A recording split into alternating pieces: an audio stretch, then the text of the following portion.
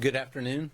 My name is Greg Bovino, Commander at Large for CBP Assets here in Minneapolis. I'd like to take a few moments here before we take questions and before we hear from my colleague, Mr. Marcos Charles, to talk about a subject that I think is very important given the events over the past couple of days. And that topic is the topic of choices. Choices. Now, choosing or making a choice is one of the only true freedoms that any of us really have, is to make a choice. Whether that's the choice to be here today as the media, the choice to go to school, join the military, join law enforcement. Making a choice is a freedom that resides within us. Now, good choices are important in life, as we all know.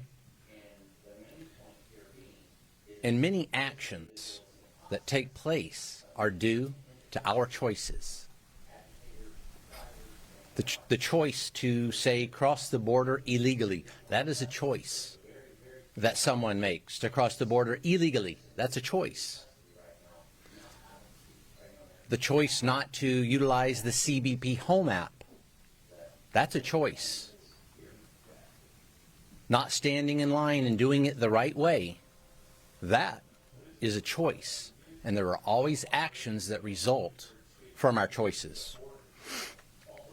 When you choose to use your 5-year-old child as a shield to evade law enforcement, that is a choice that someone makes. And there are actions and consequences that result from that choice. Or when you're a politician or a community leader, you make a lot of choices there, some very important, wide-ranging, and in-depth choices. When, as a politician, if you choose collusion and corruption as a choice, then there are consequences and actions that take place because of that. That's one reason the U.S. Border Patrol and ICE are here in Minneapolis by the thousands, is because of those choices. When politicians, community leaders, and some journalists engage in that heated rhetoric we keep talking about, when they make the choice to vilify law enforcement, calling law enforcement names like Gestapo, or using the term kidnapping, that is a choice that is made. There are actions and consequences that come from those choices. And then when you choose, when someone chooses to listen to a politician, a so-called journalist, a community leader that spouted that type of vilification towards law enforcement or anything else, when you choose to listen to that, that is a choice, and there are consequences and actions there also. I think we saw that yesterday.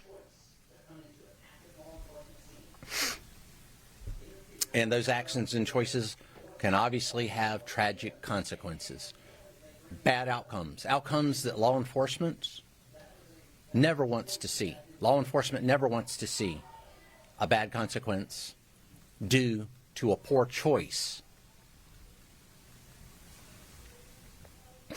Now, these choices have reverberations throughout society. Let's take a look at, go ahead and put that on the screen, please. Yesterday, Border Patrol agents were engaged in a targeted law enforcement effort to apprehend this individual here, Mr. Jose Huerta Chuma. Look at his criminal record: domestic assault, intentional infliction of bodily harm, disorderly conduct. He's also got some other records there as well. This individual remains at large today. This individual is still roaming the streets today. This is the individual on that targeted law enforcement efforts that Border Patrol agents were engaged in yesterday when they were disrupted, assaulted, and prevented from conducting that Title VIII mission by individuals intent on making the choice to riot, to create anarchy, and to be a violent mob. This individual walks the streets today because of those choices made by politicians and those perhaps weaker-minded constituents that chose to follow directions of those politicians. Sad state of affairs. Now, enforcing the law is not a choice. I choose to be a Border Patrol agent. Mr. Marcos Charles chooses to be an ICE agent, but enforcing the law, that's not a choice. That is a duty. As we all know, those laws were enacted by Congress, signed by the executive, and upheld most of the time by the judiciary. Those are the laws of our land. That is our duty to enforce those laws, whether that's a Title VIII immigration law, whether that's chasing a bank robber or a spy or whatever else. That is our duty, whether it's a state and local law enforcement agency, and they make choices also. Do they support federal law enforcement going after Mr. Jose Huerta Chuma, or do they not? We all make choices. Our Title VIII immigration mission continues. Next slide. Our Title VIII immigration mission continues unabated here in Minneapolis, despite yesterday's tragedy that was preventable by folks making better choices, politicians, journalists, and would-be anarchists and rioters. This individual from Laos was apprehended within the past 24 hours. This operation continues unabated.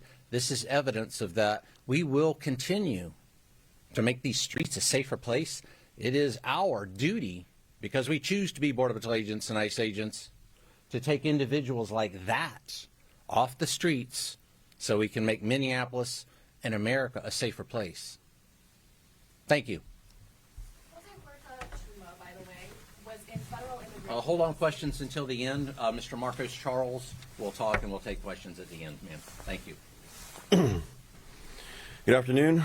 I know Commander Bovino spoke about yesterday's incident and situation, but I also want to draw your attention to the continued uptick in violence we're seeing against federal law enforcement officials, not just here, but across the country.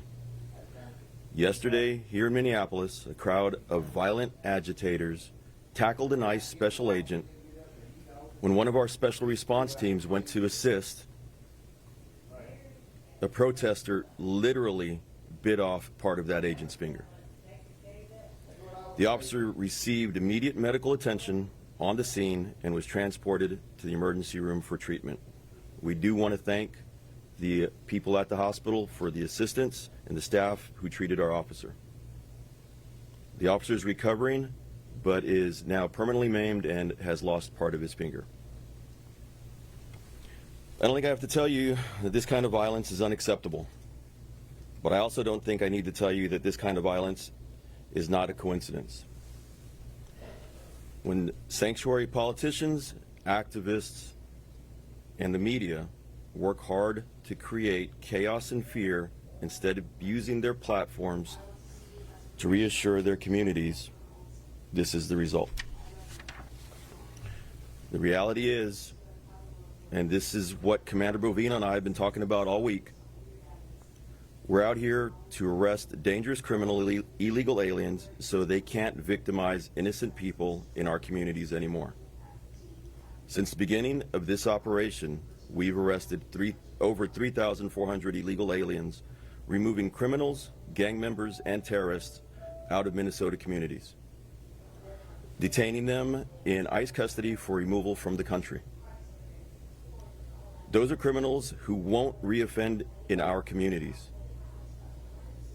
Those are criminals who won't be creating more victims that could be one of your family members or loved ones.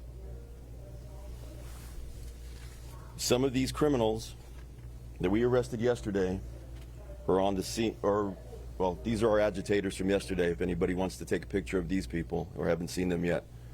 The first picture was the individual who decided to bite off one of our agents' fingers. Some of the criminals we arrested yesterday: 40-year-old criminal illegal alien from Honduras convicted of assault. A 51-year-old criminal illegal alien from Laos convicted of assault also. A 45-year-old criminal illegal alien from the Ukraine convicted of first-degree robbery. and a 46-year-old criminal illegal alien from Laos who is convicted of facilitating child sex crime. ICE officers and agents are out there every day arresting the worst of the worst, so law-abiding citizens in this country and in Minnesota can sleep easy at night. This work isn't about headlines, it's about public safety. We can now take some questions. Commander Rubino. Previously in federal immigration custody in 2018 in a jail in Minnesota, and then was released under the Trump administration again in 2018. You talk about choice. That was also a choice to release this individual, the man that you were targeting, obviously, to detain him. So if he was released in 2018 from federal immigration custody, why would that be the case? Why was that choice made? Yeah, I don't know the particular case in 2018 that you're talking about, but this individual that we can we put that back up there, please? That individual is now an illegal alien. It's my mission to find this illegal alien before he harms another American citizen and does harm. That's what I'm after there. And yet we can go back and look and blame in history. Right now, my mission is to take this individual off the street. And the main point here being is this individual is in the process of being taken into custody. Agitators, rioters, and anarchists prevented us from taking this individual into custody because of a very, very chaotic scene. This individual should be in custody right now, not out on the streets preying on Americans. That is the story that is most poignant here.